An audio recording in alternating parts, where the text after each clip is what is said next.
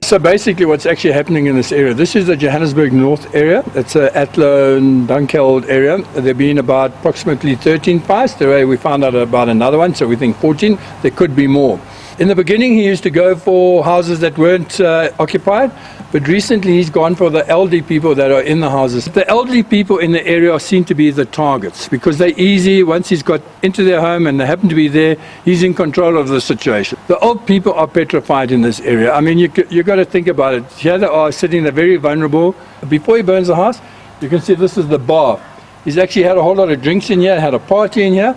Some houses he has a party and then he drinks. And then he eats, he even goes and cooks himself some food.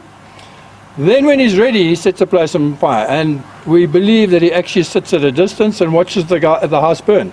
Because everybody comes to put the fire out and he sits and watches it.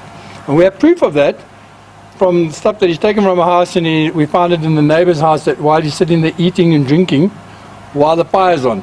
So we are creating a profile. Snyman says the reasons behind these fires still remains a mystery. I think that maybe he's got a grudge about the wealth, because these are wealthy homes. I mean, there's no cheap homes that he's burnt. And maybe he gets pleasure out of seeing people suffer. Maybe it's maybe these old homes burn nicely because a lot of them have got a lot of wood in them. And like this place has got chandeliers and it's got wooden staircases and wooden windows. There's some houses that he's burnt that hasn't got, not that old, but they're expensive homes.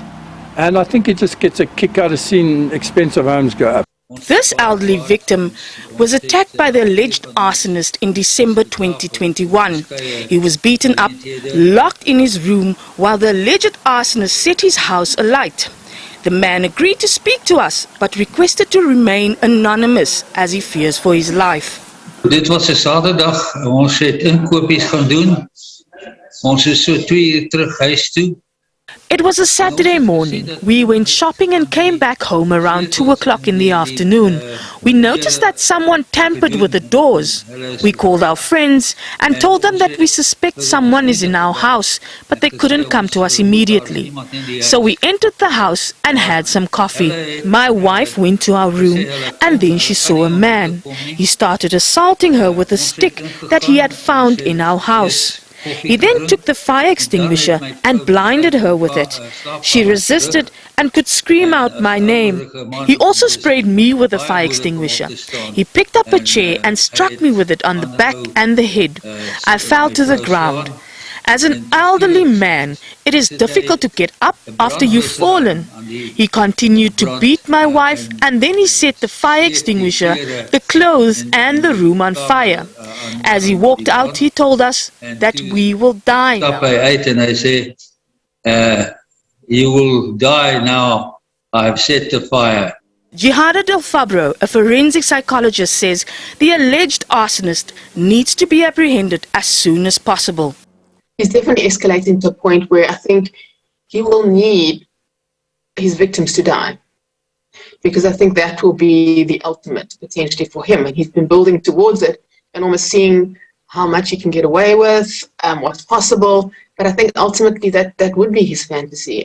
Del Fabro had this to say about the possibility of rehabilitating this alleged arsonist. The individual that we're talking about here, it's very much the revenge arsonist subtype from what we can see. So these are people who have a vendetta against someone. It might be personal, so it may be that they target people who have, in their minds, done them wrong. With this case, is that there's a lot of really sadistic elements. So you've got he's not killing them and then burning. He's actually subduing them, trapping them in the house, and enjoying seeing them almost die in this space.